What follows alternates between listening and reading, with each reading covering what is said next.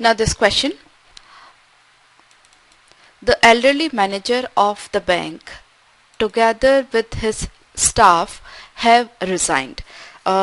This sort of questions we have done so many times here, together with, right? I've already told you, when two or more subjects are joined by as well as, like, unlike, besides, in addition to, with, together with, along with, all these, you just note them down so you'll not be get confused. The verb used according to the first subject. Now according to the first subject, and over here the first subject is what? The elderly manager, and it is what? Singular, right? So verb which we are going to use over here, or which should be used over here, that should be singular, right? So instead of have, it should be has, right? So the elderly manager of the bank together with his staff has resigned. और अगर दोनों को साथ में लिखना है तो the elderly manager of the bank and his staff have resigned, ठीक है? लेकिन यहाँ पे टुगेदर विद स्टाफ आ रहा है, तो टुगेदर विद, अलोंग विद, ये सब जो केसेस यहाँ पे मैंने बताए हैं आपको, इन सब के साथ में जो वर्ब है वो फर्स्ट सब्जेक्ट जो है उसके अकॉर्डिंग यूज होती है. तो यहाँ पे फर्स्ट सब्जेक्ट क्योंकि सिंगुलर है इसलिए भी सिंगुलर होगी. Okay, now he served in this factory since it started after a long closure in 1960. Okay, जब भी हम since यूज करते हैं या फिर for यूज करते हैं, ठीक है, वहां पे हमें परफेक्ट कंटिन्यूअस टेंस यूज करना होता है. And what is the structure? Has, have, had, been plus verb with I N G, ठीक है? So he served in this factory गलत है, क्योंकि ये फैक्ट्री जब से शुरू हुई तब से वो सर्व कर रहा है या जॉब कर रहा है या कर रहा था, ठीक है, वो जो भी हो, लेकिन परफेक्ट कंटिन्यूअस स्ट्रक्चर आना चाहिए. So he has been serving, और ही हैज बीन, और he had been serving, something like that, ठीक है? तो यहाँ पर गलती है. सो परफेक्ट कंटिन्यूअस टेंस का स्ट्रक्चर आपको पता होना चाहिए. कोई काम पहले शुरू हुआ पास्ट में, वो इस दूसरे मोमेंट तक चल रहा है, राइट? अब ये जो दूसरा मोमेंट है ये पास्ट भी हो सकता है, प्रेजेंट भी हो सकता है. अगर ये पास्ट है तो ये प्री पास्ट है. सपोज कोई काम 1960 में शुरू हुआ और 1990 तक चल रहा था, ठीक है? या फिर कोई काम 1960 में शुरू हुआ और आज सपोज 2014 तक चल रहा है, ठीक है? तो शुरू हुआ और अब तक चल रहा है, अब तक चल रहा है, एंड शुरू हुआ यहां तक चल रहा था. तो अगर ऐसा है तो हैड बीन, और अगर ऐसा है तो हैज बीन, हैव बीन, जो भी अकॉर्डिंग टू द सब्जेक्ट, ठीक है? सो ओवर हियर ही सर्व, यहां पर एरर है, right? Next is the hall was already packed and there was less room for the group of reporters who came to cover the event. Okay, there was less room. See less तो हम comparison के लिए use करते हैं, less and more, ठीक है? यहाँ पे कोई कंपैरिजन तो कर नहीं रहे, हम ये बताना चाह रहे हैं कि भाई जो रूम है वो कम थे, ठीक है? तो या फिर नहीं थे, तो there was, it should be no, ठीक है? या फिर स्टेटमेंट में कुछ चेंज होना चाहिए कि भाई इसके मुकाबले कम थे या ऐसा कुछ भी, लेकिन कुल मिलाकर के एरर इसी पार्ट में है. So I can,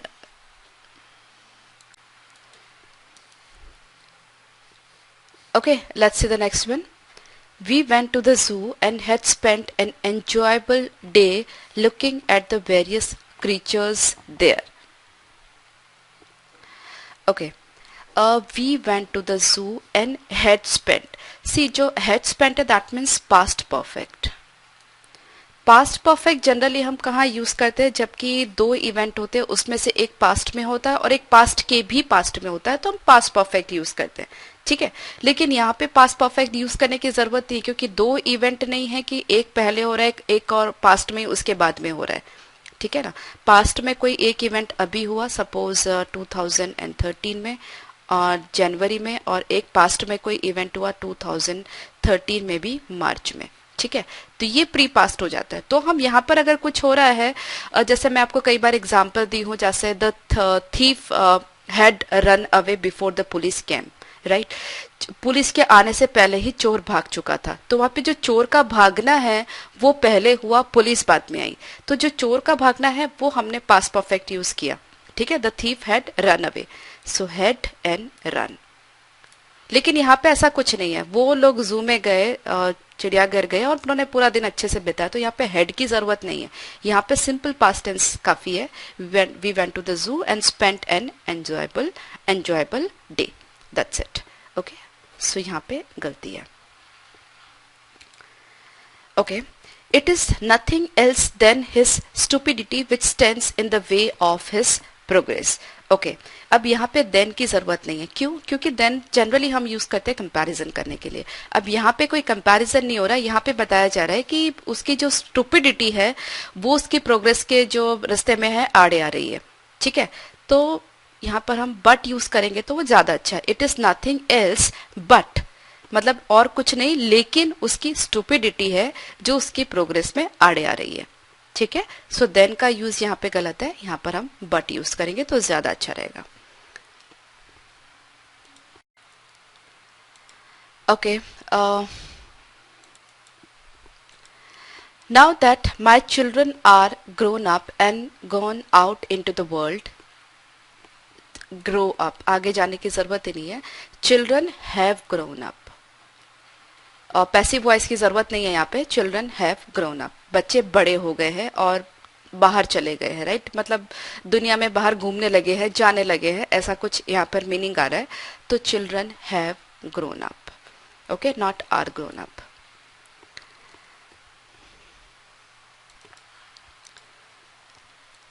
When he persisted in making the same mistake despite constant reminders, I explained him where he had gone wrong. Okay, when he persisted के साथ में कभी भी इन नहीं आता। persist का मतलब होता है कोई भी काम वो, जैसे यहाँ पे गलतियां हैं तो वो करते ही जा रहा है, बार बार उसको समझा दिया फिर भी वो करते ही जा रहा है, ठीक है। तो इसके साथ में जो प्रिपोजिशन यूज होता है वो ऑन यूज होता है। जैसे इंसिस्ट होता है, उसके साथ में भी प्रिपोजिशन ऑन यूज होता है, ठीक है। प्रिपोजिशंस के सेशन में ये चीज आप समझ लेंगे कि इसके साथ क्या प्रिपोजिशन अप्रोप्रिएट यूज क्या है। So when he persisted on making the same mistake, मतलब वो एक ही मिस्टेक को बार बार करे जा रहा था, तो उसके आगे की ये स्टोरी है, ठीक है। सो एरर यहाँ पर है, persisted on. Okay, the teacher asked me if I had done my homework and I replied in the negative. Teacher ने मुझे पूछा कि मैंने क्या अपना होमवर्क कर लिया था, तो मैंने मना कर दिया, मतलब उस नेगेटिव का मतलब मैंने मना किया कि भाई होमवर्क नहीं किया उसने। सो द की जरूरत नहीं यहाँ पे, इनकरेक्ट यूज ऑफ आर्टिकल है। And I replied in negative, the negative मतलब कोई स्पेशल नेगेटिव नहीं था, तो कोई डेफिनेट आर्टिकल की यहाँ पे जरूरत नहीं है, ठीक है। Next is every group of birds that fly to the breeding ground will have an equal number of males and females। यहाँ पर ये जो verb यूज हो रही है वो इसके लिए यूज हो रही है, every group के लिए। सब्जेक्ट क्या है यहाँ पे? every group। अब ये जो group of birds है, डेफिनेटली ये group of birds है, ये खुद itself plural है, लेकिन every जब आगे लग गया तो ये पूरा एक सिंगल यूनिट हो गया, एक पूरा ग्रुप आप अगर कह सकते हैं बर्ड्स का जो है, ठीक है। तो ये पूरा ग्रुप जो है that is actually collective noun, तो ये खुद सिंगुलर हो गया है अभी। तो यहाँ पे ये जो वर्ब आएगी वो इसके हिसाब से आएगी, तो ये वर्ब इस सब्जेक्ट के साथ एग्री करनी चाहिए, एवरी के साथ में, ठीक है। एवरी सिंगुलर है तो यहाँ पर भी सिंगुलर ही आना चाहिए, तो फ्लाइज, ठीक है। So beware of a fair weather friend, fair weather friend मतलब जो अच्छे समय का दोस्त हो, ऐसे, तो ऐसे लोगों से बचो, बिवेयर का मतलब बचो, ऐसे लोगों से बचो जो अच्छे समय के दोस्त हैं। Who is neither a friend in need nor a friend in deed, who is neither a friend in need nor a friend in deed, मतलब जो जरूरत के वक्त दोस्त नहीं है वो वास्तव में दोस्त ही नहीं है, ये कहा जा रहा, कहना चाह रहे हैं। और बिवेयर के साथ में हम जो प्रिपोजिशन यूज करते वो ऑफ ही यूज करते, तो वैसे इस सेंटेंस में कोई एरर नहीं है, ठीक है। I hope you are getting my point. Okay, the news of the disturbance was broadcasted on last Sunday. See जो ब्रॉडकास्ट है इसका जो पास्ट पार्टिसिपल है यहाँ पे definitely this is the sentence in passive voice, क्योंकि न्यूज ब्रॉडकास्ट हुई थी, न्यूज ने किसी को ब्रॉडकास्ट नहीं किया, न्यूज खुद ब्रॉडकास्ट होती है, तो न्यूज ये जो सेंटेंस है वो पैसिव वॉइस में होगा। लेकिन यहाँ पर वॉस के साथ में पास्ट पार्टिसिपल लगना चाहिए, तो पास्ट पार्टिसिपल एक्चुअली ब्रॉडकास्ट होता है, ब्रॉडकास्टेड नहीं होता। ठीक है, तो ये गलती है यहाँ पर। So the news of the disturbance was broadcast. Okay, next is everyone visiting the house asked the young girl how could she kill the wolf single handed and without a weapon। अब यहाँ पर आप देख रहे हैं ये जो पूरा सेंटेंस है इसका स्ट्रक्चर इंटरोगेटिव नहीं है, there is no question mark at the end. ठीक है, और ये जो है वो रिपोर्टेड स्पीच में है सेंटेंस। तो रिपोर्टेड स्पीच में जनरली जो क्वेश्चन होता है वो उसका थोड़ा सा फॉर्मेट चेंज हो जाता है। ठीक है, ये आप डायरेक्ट इनडायरेक्ट स्पीच के सेशन में ध्यान से समझ लीजिएगा। अभी यहाँ पे क्या होता है कि किसी भी क्वेश्चन का स्ट्रक्चर क्या होता है, जैसे हाउ के बाद में लगाना है तो हाउ आर यू, और how can you do that, तुम ऐसा कैसे कर सकते हो। तो ये सब क्या क्वेश्चंस हैं। अब जब क्वेश्चंस होते हैं जो हेल्पिंग वर्ब होती है वो इसके बाद में लगेगी, हाउ के बाद में। ठीक है, अब अगर हाउ के बाद में हेल्पिंग वर्ब लगती है तो एंड में क्वेश्चन मार्क होता है। ठीक है, लेकिन जब रिपोर्टेड स्पीच में कोई भी सेंटेंस कहा जाता है तो हेल्पिंग वर्ब की जो पोजीशन है वो चेंज हो जाती है, इसलिए सेंटेंस इंटरोगेटिव नहीं रह जाता, क्वेश्चन फॉर्म रहता है लेकिन एग्जैक्टली इंटरोगेटिव नहीं रहता कि क्वेश्चन मतलब क्वेश्चन मार्क आप नहीं लगा सकते। सो हाउ कुड शी किल की जगह हाउ शी कुड किल। ठीक है, जो सपोज डायरेक्ट स्पीच में आपका कोई सेंटेंस है, जैसे ही आस्क्ड इन्वर्टेड कॉमास में हाउ आर यू, जैसे उसने मुझसे पूछा। So he asked that how was I, how was I. अगर रिपोर्टेड स्पीच में करेंगे तो how was I, that's a general answer. लेकिन एक्चुअली होता क्या, हाउ आई वाज। ठीक है, ऐसा नहीं होगा हाउ आई वॉज, तो ये जो वॉज है यहाँ पर से आई के बाद में सब्जेक्ट के बाद में शिफ्ट हो जाता है। ठीक है, तो यहाँ पर भी सेम चीज होगी, how she could kill the wolf. Right, how are you, how was I की जगह क्या आएगा, how I was. I have some examples over here. जैसे क्वेश्चन है वेयर डज अरुण लिव, तो रिपोर्टेड स्पीच क्या होगा, she asked him where Arun lived. ठीक है, आप देख रहे हैं यहाँ पे जो क्वेश्चन था अभी जब रिपोर्टेड स्पीच में कन्वर्ट करते क्वेश्चन मार्क हट जाता है।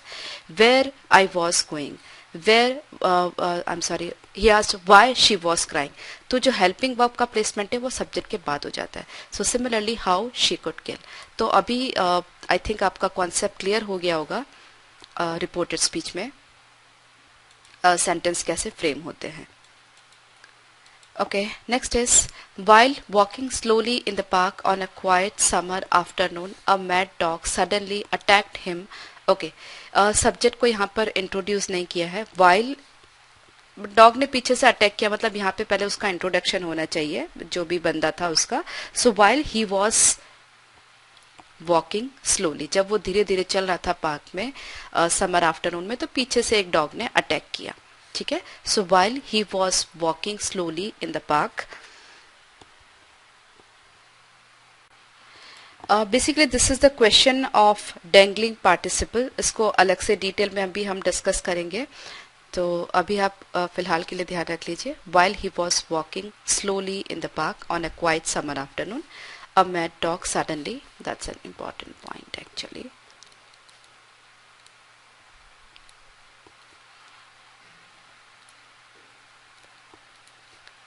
Okay, since the attachment of air conditioned sleeping cars to all important trains, traveling became very pleasant especially during the summer season. Okay, अभी जो सिंस का यूज हुआ है, तो जैसे मैंने पहले भी आपको बताया फॉर एंड सिंस का यूज हम करते हैं परफेक्ट टेंस में, परफेक्ट टेंस या परफेक्ट कंटिन्यूअस टेंस में। ठीक है, यहाँ पे परफेक्ट कंटिन्यूअस की जरूरत नहीं, लेकिन सेंटेंस जो है वो परफेक्ट टेंस में होना चाहिए, क्योंकि जब से ये एयर कंडीशन लगे हैं स्लीपिंग कार्स में, तब तक से जर्नी जो है वो समर सीजन में थोड़ी प्लेजेंट हो गई है ऐसा बताना चाह रहे हैं। तो जर्नी प्लेजेंट हो गई है, मतलब ये बात अभी भी ट्रू है, ठीक है। तो यहाँ पर ट्रेवलिंग हैज बिकम आना चाहिए। फोर एंड सिंस का use specifically for perfect tense या फिर परफेक्ट कंटिन्यूअस टेंस के लिए। कोई काम जो पहले शुरू हुआ अभी भी चल रहा है, उस पॉइंट उस पर्टिकुलर सिचुएशन के लिए हम फोर एंड सिंस यूज करते हैं, ठीक है।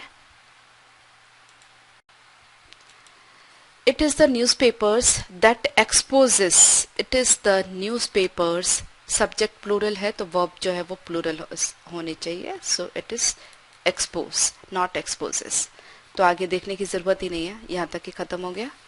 Then the method suggested in the lecture enables a student to learn more quickly and to have remembered for a longer period of time.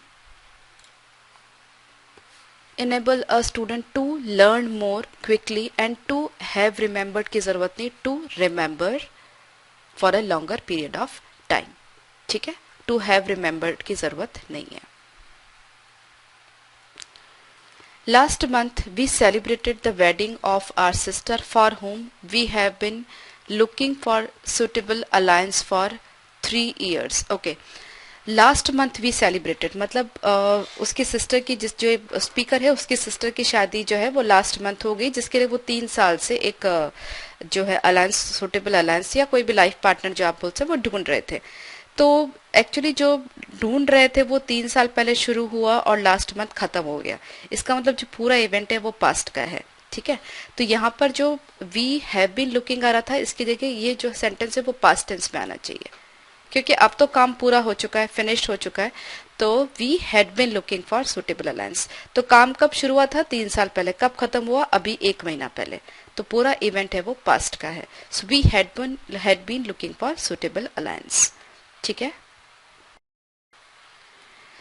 A leading textile manufacturer, one of the fastest growing in the industry, in is looking for a marketing manager. Looking for मतलब marketing manager को ढूंढ रहा है, looking for मतलब ढूंढना, उसकी तलाश में है, मतलब एक वैकेंसी है उनके पास मार्केटिंग मैनेजर की। To look up the marketing network. Okay, ये जो लुक फॉर है, लुक अप है, फ्रेजल वर्ब्स, आप इनको फ्रेजल वर्ब्स के सेशन में और अच्छे से इनके यूज से समझ पाएंगे। तो जो लुकअप होता है उसका जो यूज है वो यहाँ पे गलत है। लुकअप का मैं आपको एक और एग्जांपल दे सकती हूँ। Suppose may be if you don't know the meaning of a word you can look it up in a dictionary. तुम्हें अगर किसी वर्ड का मतलब पता नहीं है तो वो तुम डिक्शनरी में देख सकते हो, ठीक है। तो यहाँ पे लुकअप का जो यूज है वो गलत है, यहाँ पे लुक आफ्टर होना चाहिए। लुक आफ्टर मतलब किसी चीज का ध्यान रखना, और in other words we can say to take care of, right. जैसे अगर मैं आपको एक एग्जांपल दूं, you can borrow my book but you must promise to look after it, ठीक है। मैं तुम्हें अपनी किताब दे तो दूं, पर तुम्हें मुझे प्रॉमिस करना पड़ेगा कि तुम इसका ध्यान रखोगे। या फिर maybe Ram is maybe 50 years old and lives alone and he needs somebody to look after him. उसको कोई ना कोई चाहिए जो उसकी देखभाल कर सके। जैसे बच्चों की देखभाल करना है तो वहां पे सब जगह आप लुक आफ्टर का यूज कर सकते हो। लुक आफ्टर मतलब प्रिसाइसली देखभाल करना, टेक केयर करना, ठीक है। सो यहाँ पर लुक आफ्टर होगा। Okay, next is there was very heavy rain last night and the rivers have overflown their banks. Actually overflow का मतलब है कि जो किनारे से है उनसे बाहर निकल गई है, ठीक है। बहुत ज्यादा बारिश हुई तो बाहर निकल गई, ओवरफ्लो जिसको हम बोलते हैं अपने डे टू डे लैंग्वेज में। तो कि भाई नदी ओवरफ्लो हो गई है या नाला ओवरफ्लो हो गया, मतलब वो जो बाउंड्रीज है या उनका जो किनारा है उसको तोड़ करके बाहर निकल गया है, ठीक है। तो इसका जो यहाँ पर हैव है तो यहाँ पे पास्ट पार्टिसिपल आना चाहिए वर्ब की थर्ड फॉर्म। तो जो ओवरफ्लो की थर्ड फॉर्म है दैट इज ओवरफ्लोड, नॉट ओवरफ्लोन, ठीक है। तो ये गलत है, हैव ओवरफ्लोड देयर बैंक्स, ठीक है। तो ये आपको ध्यान होना चाहिए कि जो फ्लो है उसकी थर्ड फॉर्म क्या आती है, फ्लो की जो थर्ड फॉर्म है वो फ्लोट। सो ओवरफ्लो की third form overflowed, okay. I am not hungry, beside I do not like eggs. See beside का मतलब होता है साइड बाय साइड। यहाँ पर क्या सेंस कन्वे हो रहा है कि कहना चाह रहे हैं यहाँ पे कि एक तो ये भूखा नहीं है और ऊपर से उसको एग्स जो है वो पसंद नहीं है, तो बिसाइड की जगह यहाँ पर आएगा बिसाइड्स, क्योंकि साइड बाय साइड का यहाँ पे कोई मतलब नहीं है। ठीक है, तो एक तो उसको भूख नहीं है, ऊपर से इसको एग्स पसंद नहीं है। Next is economics are nowadays included as a subject in all colleges. Economics is, सी हर वो शब्द जो एस से एंड होता है वो हमेशा ऐसा नहीं कि प्लूरल फॉर्म ही होगा। ठीक है, जैसे इकोनॉमिक्स है, मैथमेटिक्स है, फिजिक्स है, ये सब जो सब्जेक्ट्स है ये सब सब्जेक्ट्स हैं और ये सिंगुलर ही हैं। ठीक है, तो इनके साथ में सिंगुलर वर्ब भी यूज होगा। तो economics is not economics are. Okay, when he had got what he wanted, he has gone home. Okay. When he had got, past tense, he wanted, past tense, present tense, जिसकी यहाँ पे requirement नहीं है। तो जब पूरा sentence past में चल रहा है तो ये जो पोर्शन है वो प्रेजेंट में नहीं हो सकता। ठीक है, तो जब उसको वो मिल गया जो वो चाहता है तो वो घर चला गया, तो देन ही वेंट होम। ठीक है, पास्ट टेंस में होना चाहिए सेंटेंस आपका, ज्यादा इलॉबरेशन की जरूरत नहीं है, गैस आप समझ गए होंगे। Of the two proposals we think the second is the most attractive. जब हम दो के बीच में कंपैरिजन करते हैं तो फिर मोर यूज करते हैं। ठीक है, कंपैरेटिव डिग्री। मोस्ट कब यूज करते हैं? जब बहुत सारी चीजों की हम बात करते हैं। ठीक है, that is actually superlative degree. तो जब दो ही चीजें होती है तो हम मोर यूज करते हैं। So of the proposals, of the two proposals we think the second one is more attractive, right. The most नहीं आएगा, बट मोर अट्रैक्टिव। अगर ज्यादा प्रपोजल्स होते उसमें से एक अच्छा होता तो द मोस्ट अट्रैक्टिव होता। ठीक है, next is if I wrote to my father now,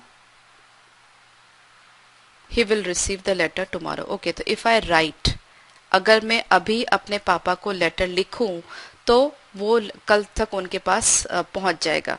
तो if I write to my father now, he will receive, wrote तो past tense है, WROT, it is past tense of write। ठीक है, तो ये तो बिल्कुल गलत है। Next is this road is worse than any other road of the city। वापस यहाँ पर हम लोग then यूज करें, then यूज करते हैं मतलब कंपैरिजन के लिए।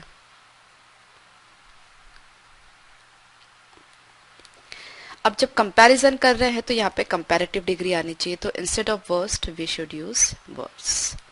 ठीक है, bad, positive, worse and then worst. Clear? So this road is worse than any other road of the city. Next is, okay, the driver as well as, the conductor as well as, जो मैंने आपको पूरा list दिया है, as well as, along with, together with, इन सब के साथ में ये जो वर्ब होती है वो पहले वाले सब्जेक्ट के साथ में एग्री करती है। ठीक है, तो जो ड्राइवर है वो सिंगुलर है, तो यहाँ पर भी जो है वो वर्ब है वो सिंगुलर आनी चाहिए। तो ये जो सारे स्पेशल केसेस है, as well as, along with, together with, besides and all that, वो मैंने आपको पहले ही बता दिया था, उसकी लिस्ट आप बना करके रखिए। तो वहां पर जनरली इन सब में से एक क्वेश्चन तो आता ही है सब्जेक्ट वर्ब एग्रीमेंट एरर्स का। ठीक है, तो ये आपको ध्यान होना चाहिए। तो the driver as well as the conductor is responsible for this accident. Okay, तो ये जो वर्ब है वो इस सब्जेक्ट के साथ एग्री करनी चाहिए। अब ड्राइवर सिंगुलर है तो यहाँ पर भी सिंगुलर वर्ब आएगा। ठीक है,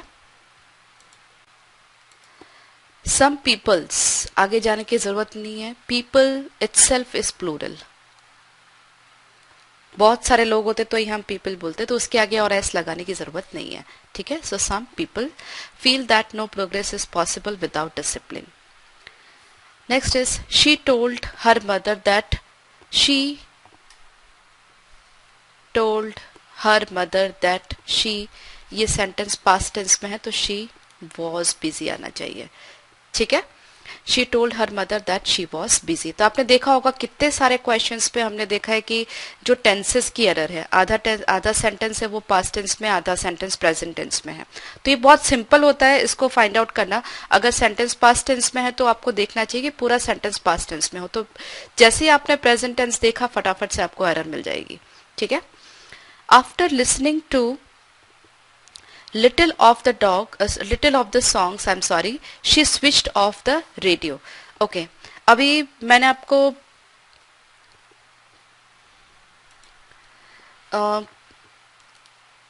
लिटिल फ्यू इन सब के यूसेज जो है वो बताए थे, little, a little, few, a few. अब लिटिल जो होता है वो अनकाउंटेबल नाउन के लिए यूज होता है। ठीक है, जैसे little sugar, little paper, little milk, right. तो ये सब जो है वो हम काउंट नहीं कर सकते। फ्यू जो है वो काउंटेबल नाउन्स के लिए यूज होता है, जैसे आई हैव फ्यू फ्रेंड्स और I have a few friends. ठीक है। अब यहाँ पे जो सॉन्ग्स है, सॉन्ग्स तो आप काउंट कर सकते हो ना कि एक गाना है, दो गाने हैं, तो उसके वक्त लिटिल यूज नहीं होगा। ठीक है, लिटिल की जगह या तो फिर आप फ्यू सॉन्ग्स या सम ऑफ द सॉन्ग्स आप यूज कर सकते हो। So after listening to some of the songs she switched off the radio. तो कुछ गाने सुनने के बाद उसने रेडियो जो है वो बंद कर दिया। लेकिन सॉन्ग्स है वो काउंटेबल है, इसलिए लिटिल उसके साथ बिल्कुल नहीं आएगा। ठीक है, तो यहाँ पर गलती है। तो आपको वैसे डिफरेंस भी पता होना चाहिए, little, a little, few, a few. Little और अ लिटिल दोनों अनकाउंटेबल नाउन के लिए आते हैं, फ्यू और अ फ्यू काउंटेबल नाउन के लिए आते हैं, सम दोनों के लिए यूज होता है, countable and uncountable. Little almost नहीं के बराबर, फ्यू भी ऑलमोस्ट नहीं के लिए यूज होता है, that means negative sense. A little मतलब थोड़े के लिए, अ फ्यू थोड़े के लिए। जैसे I have a few friends, तो मेरे कुछ दोस्त हैं। I have few friends, that means मेरे लगभग दोस्त नहीं है, इट गिव्स नेगेटिव सेंस। ठीक है, so I hope you are clear. Okay, Radha with her brothers and sisters are present here. Once again, जैसे मैंने आपको बताया था, जब भी दो नाउन है वो with as well as together with besides इन सब के साथ में जब जोड़ते हैं उनको, तो जो जो वर्ब है वो फर्स्ट सब्जेक्ट के साथ में एग्री करनी चाहिए। अब यहाँ पे जो फर्स्ट सब्जेक्ट है वो क्या है, राधा, और राधा क्या है, सिंगुलर। ठीक है, तो यहाँ पर इज प्रेजेंट होना चाहिए, आर प्रेजेंट की जगह is present. Okay, next is, so यहाँ पर आ रहा है man proposes but God disposes. Okay, man, अब यहाँ proposes आया है तो man जो है वो सिंगुलर होना चाहिए क्योंकि men is plural। तो man proposes but God disposes। आदमी कुछ और सोचता है और भगवान कुछ और देता है, something like that. Next is he gets up early at the morning. Okay, early in the morning, not at। तो ये तो बहुत कॉमन है, he gets up early in the morning. Next is the house is built in an attractive manner. The house is built in an attractive manner. ठीक है, इस the house is built passive voice में है, sentence उसको बहुत attractive तरीके से बनाया है ये वाला घर, तो ठीक है, कोई प्रॉब्लम नहीं है। Okay, she borne a necklace, wear wore borne. ठीक है, वेयर वॉर बॉर्न, ये जो तीन फॉर्म है वर्ब के। अब ये जो बॉर्न है वो कभी भी अकेला तो आता ही नहीं है, इसके साथ हैज, हैव इनके साथ में आता है। ठीक है, क्योंकि ये पास्ट पार्टिसिपल है। तो उसने एक नेकलेस पहना जिसमें बहुत सारे डायमंड्स थे, तो इसमें वेयर की थर्ड फॉर्म आनी चाहिए। So she wore a necklace studded with diamonds. ठीक है, यहाँ पे हमें पास्ट टेंस चाहिए, ना कि पास्ट पार्टिसिपल। पास्ट टेंस मतलब सेकेंड फॉर्म ऑफ वर्ब चाहिए, थर्ड फॉर्म नहीं चाहिए, पास्ट पार्टिसिपल नहीं चाहिए, क्योंकि वो तो कभी भी हैज, हैव, हैड के साथ में यूज होता है या फिर पैसिव वॉइस में यूज होता है। ठीक है, तो पैसिव वॉइस यहाँ पर है नहीं, हैज, हैव, हैड यहाँ पर है नहीं, इसलिए यहाँ पर पास्ट पार्टिसिपल यूज नहीं कर सकते। टेंसेस के सेशन में ये चीज मैंने अच्छे से एक्सप्लेन करी है आपको। तो यहाँ पर हम second form of the verb use करेंगे, that is were. None of these students was there. Okay इसमें कोई प्रॉब्लम नहीं है। नन जो है वो सिंगुलर के लिए भी यूज होता है, प्लूरल के लिए भी यूज होता है, तो यहाँ पे कोई प्रॉब्लम नहीं है, no error. Okay, he was not blind from birth. See वो जन्म से अंधा नहीं है, तो उसको कहने के लिए फ्रॉम इस गलत है, ब्लाइंड के लिए हम बाय यूज करते हैं अगर हमें कोई टाइम लिमिट बतानी है कि भाई वो जन्म से अंधा नहीं है। So he was not blind by birth, ठीक है, पैदा होते ही के वजह से के टाइम से ही वो अंधा नहीं है, तो फ्रॉम गलत है, by birth. I said that a interesting, ये तो देखते ही पता चल रहा है, it should B an interesting, ठीक है, इंटरेस्टिंग वॉल साउंड है, सो एन आना चाहिए। He love his father and his father also loved me. Okay, he third person singular है, तो जो वर्ब है वो या तो लव्स होनी चाहिए या फिर अगर पास्ट टेंस में हमें यूज करना तो यहाँ पे लव्ड होना चाहिए। कुल मिलाकर के इस पार्ट में गलती है, ठीक है। अब उसके पापा भी उसको प्यार करते थे प्रिसाइज है, तो ये भी जो पार्ट है वो जो है वो पास्ट में होना चाहिए, तो he loved his father and his father also loved him. या फिर आप यूज्ड टू भी यूज कर सकते हो। मैंने यूज टू का पूरा एक डिफरेंट सेशन लिया कि पास्ट में कोई अगर हमारी हैबिट होती है, कोई हम रेगुलर कुछ भी करते तो हम यूज टू यूज करते, ठीक है। So he used to love his father, वो भी अपने पापा को प्यार करता था और उसके पापा भी उसको प्यार करते थे, ठीक है। कुल मिलाकर के error is in this part. He के साथ में लव कभी आ ही नहीं सकता, या तो लव्स आएगा या लव्ड आएगा या फिर used to love. Third person singular तो वर्ब के साथ S E S I E S आना चाहिए, या फिर जो ये जो लव है वो या जो वर्ब है वो सेकेंड फॉर्म में होनी चाहिए, ठीक है। Krishna is the taller boy in the class. Okay, जैसे कि हमने डिस्कस किया पहले भी कि ये जो डिग्री ऑफ एडजेक्टिव हम कैसे यूज करेंगे। अगर ये ऐसा कहना चाह रहे हैं कि जो कृष्णा है वो क्लास में सबसे लंबा लड़का है, तो यहाँ पे सुपरलेटिव डिग्री का यूज होना चाहिए। टॉलर हम कब यूज करते हैं? कंपैरिजन के लिए। सेकंड जो डिग्री है that is comparative degree of adjective, वो कंपैरिजन के लिए यूज होती है, और वो कंपैरिजन करते हैं जब दो जनों में। अब यहाँ पे ये बताया जा रहा है कि पूरी क्लास में वो सबसे लंबा है, तो यहाँ पे सुपरलेटिव डिग्री यूज होगी। सो ही Krishna is the tallest,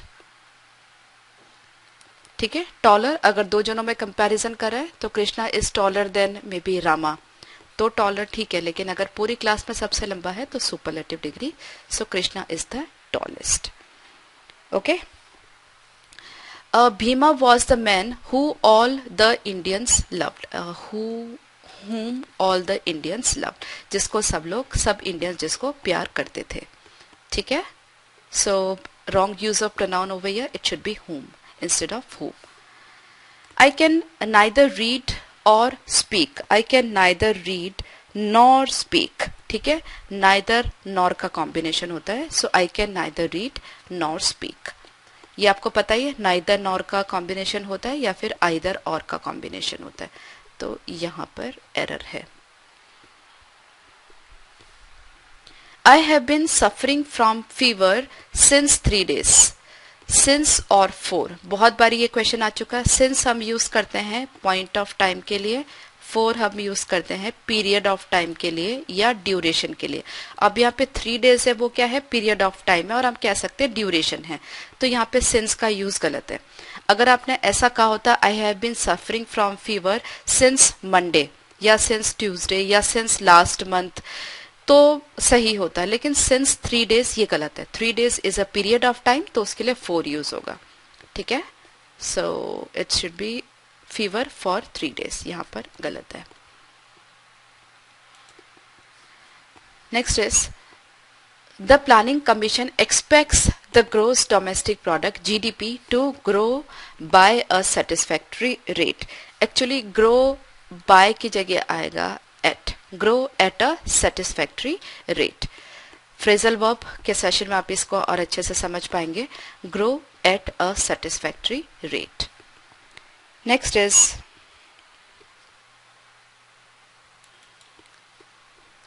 the language used for writing The language used for writing textbooks differs from other forms of writing in its preference.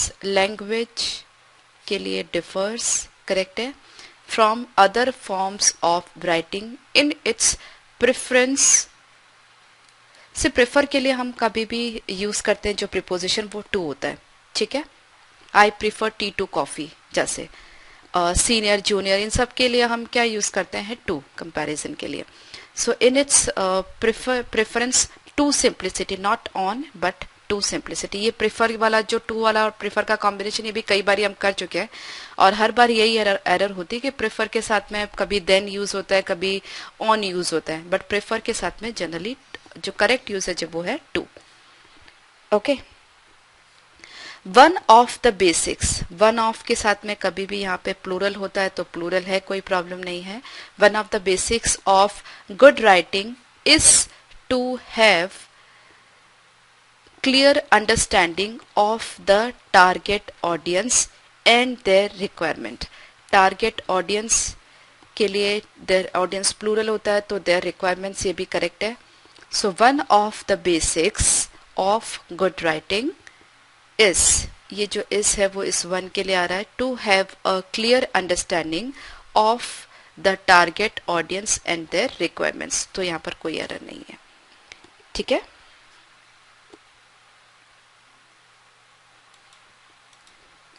This is an excellent site for a stadium which we should like to acquire। अगर हमें कोई चीज़ पसंद करनी है और अगर हम उसको लेना चाहते हैं तो should नहीं आता, उसके लिए would आता है, right। I would like to take this, I would like to drink a cup of coffee, और ऐसा भी कुछ भी हो सकता है। तो we would like to acquire, हम लोग इसको लेना चाहेंगे, so would होना चाहिए, should नहीं।